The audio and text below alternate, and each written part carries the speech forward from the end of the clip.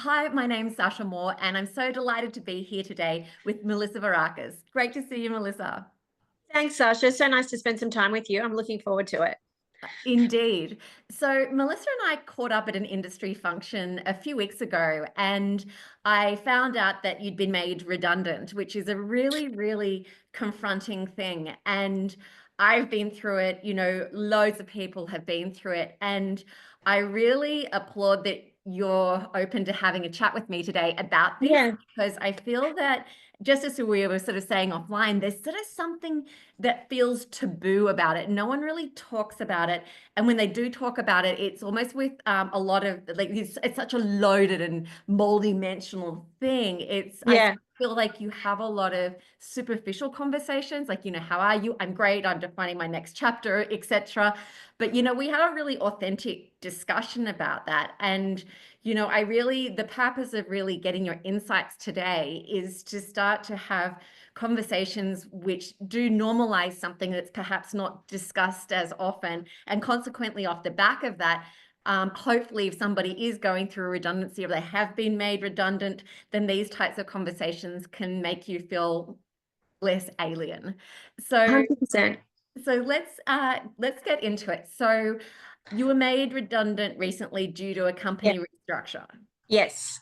So, our CEO and founder, where I worked at, which was Honey Insurance, made a public announcement on a particular morning outlining that there is a restructure and a recenter of focus on the company's direction. And the result of that was that there was a collective group of people, I'm one of them, I think there was 9 or 10 of us from memory, that were going to be made redundant today. And it was more about the strategic direction of the company, focusing more on digital direct and AI transformation, which anyone that knows me know I'm very humanistic, and anything tech is, not my skill. So it was very quick to say, I think, I'm going to be one of those people, particularly because my role was, strategy around referring and things like that.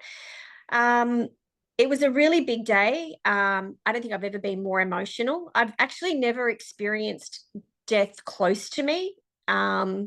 And I don't, not to compare it to that, but it's literally how I felt. It was like something inside me died. And in particular, because I really loved my company, my brand, my team, my lead up team, who I reported into, the culture. Like, it was a tick all the boxes kind of culture. There is a reason, having worked there, there's a reason that you definitely know that there are Employee of the Year awards and things like that happening there. They do breathe all the things that they're awarded. And yeah, I was, inconsolable.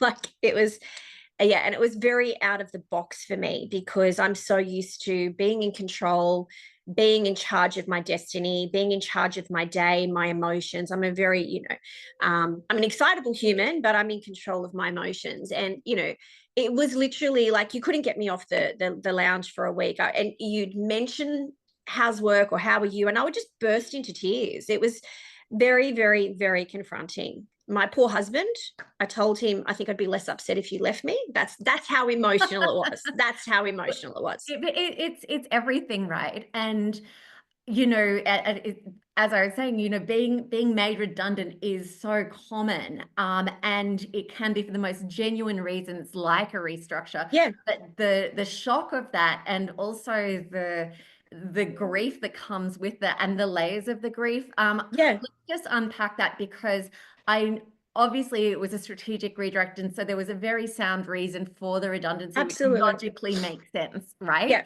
absolutely.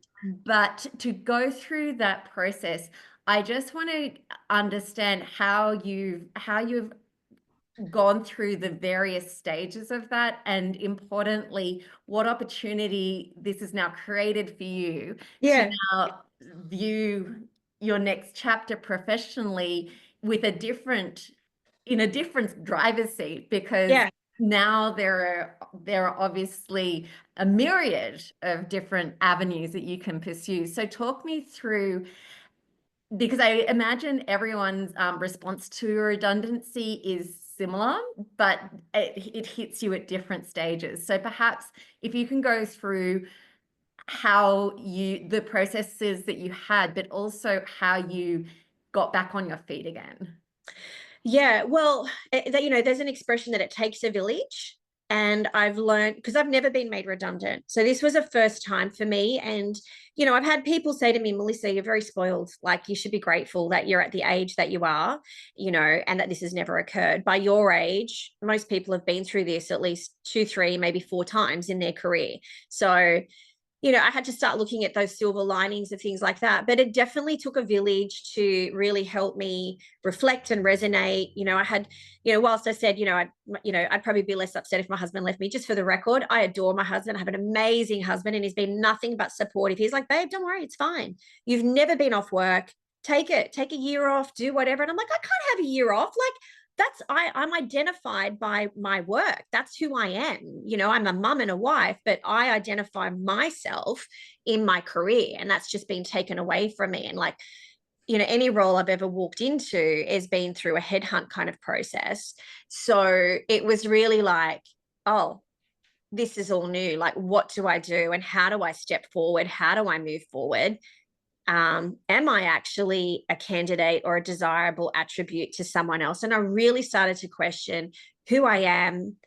Can I do what I do? Am I desired as a candidate, not just as someone that knows and goes taps me on the shoulder as a random candidate? And what do I do with this next step? Then when I started moving through that process, and honey, one of the things that they gave me in my redundancy was an outplacement program, and I got given a career coach, and she has become such an intrinsic part of who I am in this journey of, it's the first time in my life I've actually leaned on someone else. And, I probably couldn't have gone through this journey without her. So I would say to anyone, if you are made redundant and you do get given an outplacement opportunity, don't dismiss it, take it. And if you don't get given it and you can access it, it's done wonders for me. It's helped me self-reflect. It's helped me own my power. It's helped me think of myself of, who I am, what I really bring to the table. And do I need to put myself in a box and just stay in the lane that I'm in, or can I expand out?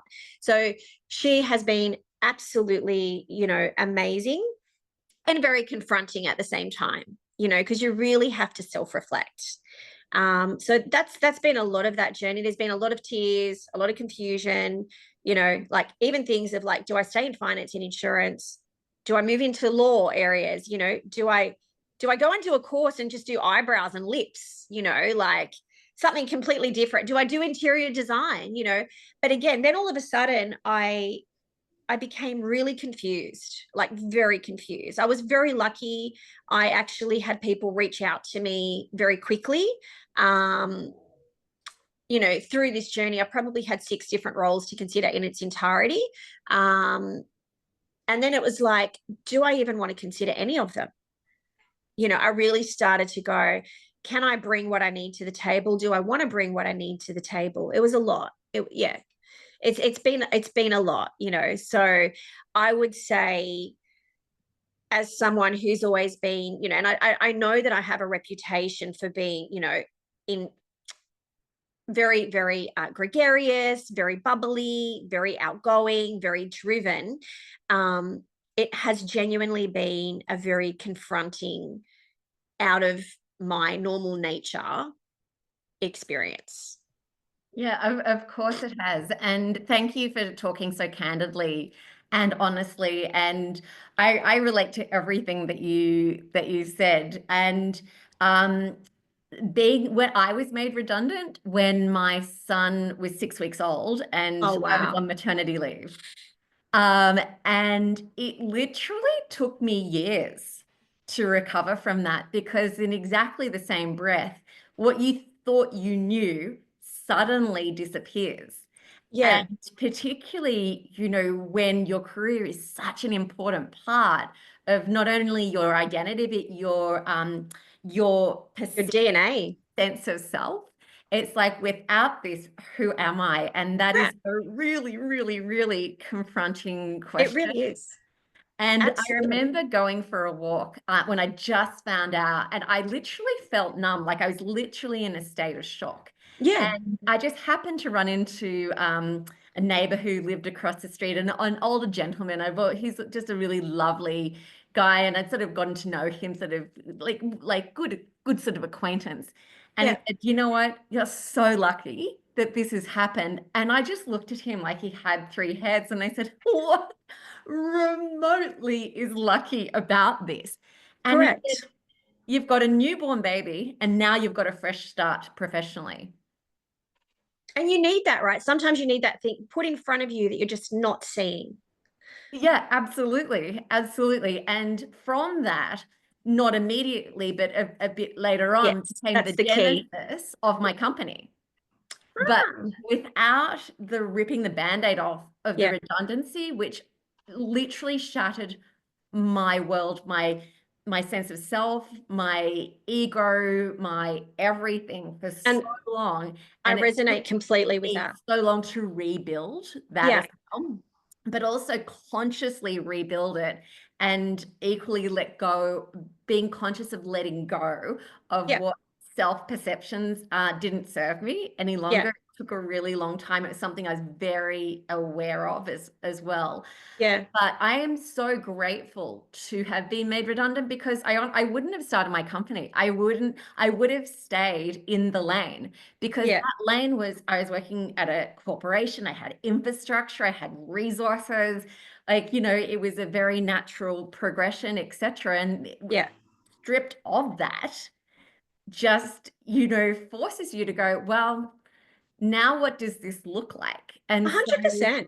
I think that a lot of the time, the redundancy discussions are rising phoenix discussions, but I really wanted Yeah. today's discussion to be, yes, And it I, is going to be okay, but acknowledging the true flat line that you have, and that that's really normal, and that equally it does take a lot of self-reflection and it is uncomfortable. But I think, to what you were suggesting, and definitely what I concur with, is anything that stops you and forces you to self-reflect, and anything that makes you get into a new driver's seat and make active yeah. decisions versus respond to what's around you, I think is ultimately going to contribute to your growth. And yeah, 1,000%, Sasha. And with all those emotions, um, there's the whole other myriad of things. And when I was made redundant, I don't know what was harder, being made redundant or my people leader who I reported into, who for me is a juggernaut of a woman. Everything I would aspire and do aspire, since I've met her, she is my spirit animal. And she's everything I aspire to be personally, professional. She's just such an amazing human. But I don't know what was harder, is being made redundant or genuinely watching her really struggle delivering it. Because it was very hard for her to do that. And I'm so humbled and grateful and sad for that as well. But I have these voices resonating in my head, which is her as a CRO. Our CEO spoke to me a day or two later, and I've got both of them in my head going, Mallissa, you're is we loved having you, and you're so much more than this role. Like, we have big expectations of you. Whilst it was really hard to let you go, we expect you to move into a role that's bigger and better and more and superior. So even when I'm looking at these opportunities, I've got this voice in my head of, I can't let these people down, but then I've got this other voice in my head going, Mallissa, you're in your 50s. You're in this next era of your career, you've got to make the right decision. Do you do something big? Do you do something small? Are you capable of it? Like, are people questioning you? And then the flip of it is, I was at Honey for such a short period, and I I think if I'd been there for a longer period of time, I probably wouldn't struggle with the saying I'm redundant, because it's never happened.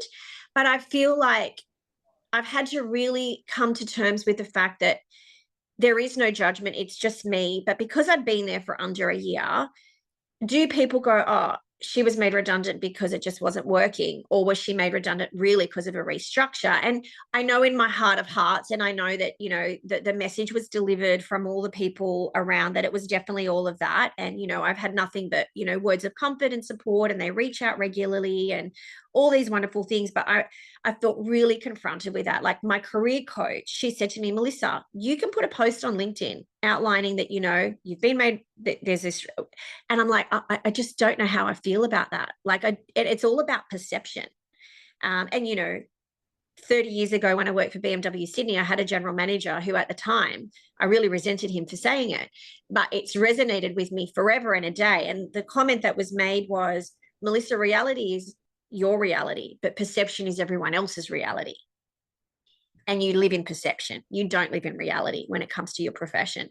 So, you know, I've really struggled with how do I deliver a message that I am on the market for the right opportunities, but not feel self-conscious about it and not worry about judgment, because there shouldn't be any judgment. I know that I've always been very strong in my career, my employability, my loyalty, my capability. But you know, and I don't know if it's an age thing. I don't know if it's a duration at work thing, but the emotional struggle with that is real. Like, and it's genuinely real. And I feel like, I know we had a conversation about it, and, you know, you have been wonderful. Like, it was very empowering having that conversation with you and really going, why? It's okay. It's fine.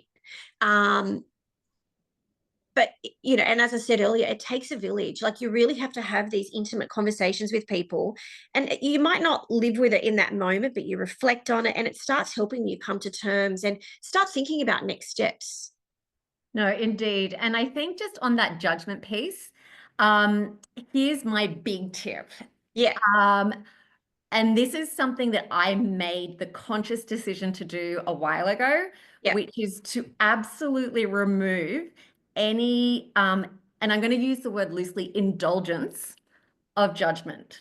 So Yeah. that means validation, that means acceptance, that means whatever you're perceiving somebody else's reality relates to you. And once you let that go and you are only responsible for your self-validation, Yeah. the whole notion of judgment literally slips away. Like, I literally do not think about being judged at all, ever, So what I would ever, debate, because of that, yeah, because I'm validating myself and I'm putting the responsibility in the compass based on my intention yeah. and actions. So I hear everything that you're saying, and I am that human on a daily basis. The bit that's unwittingly very confronting is, what I've learned is it's easy to have that mantra, and that's the advice and mantra I would have in my daily life.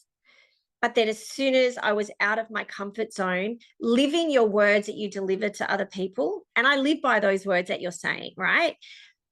It's really hard. It takes a minute to get hold of your mindset, your mental strength, and all of that, because it's not your norm, it's not your Yeah, organic, and it's very true. confronting. And you really do, there is a psych part that comes with it, and, you know, it's not easy to be strong straight away. Like, I literally cry. Like, you could not talk about my, and it wasn't about being made redundant, it was about the loss of my, I loved everything about my job, my work, my company. And it was the loss of that, that if you mentioned work to me for probably a good 2 weeks, and people who know me think I'm usually an ice queen. Like, I'm friendly, but like, I don't have, you know, emotions that are sad.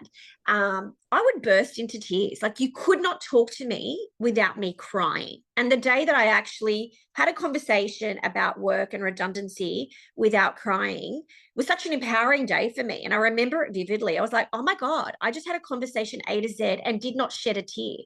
It literally was like, I don't know if you'd say it, mourning a death, or a dissolution of a marriage, like, whatever you can relate it to in your world.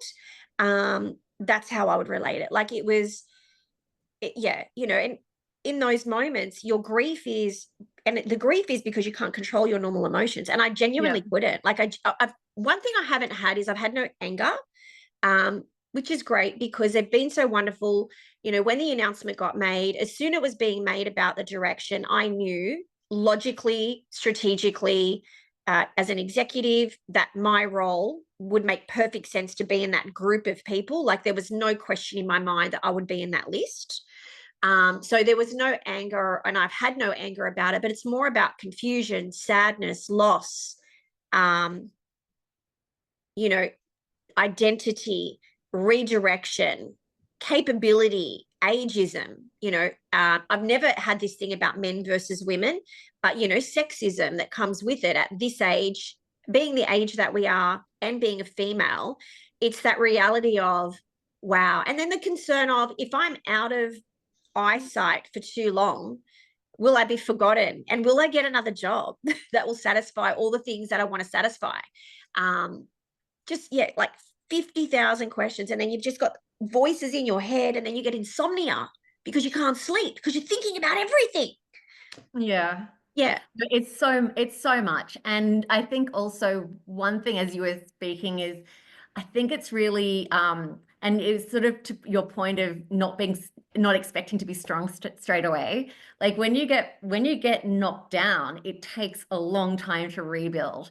Takes the And wind. of course your sensitivities to anything are going to be heightened in that rebuild state. So I guess it's also the other key message would really be just to be kind to yourself You do.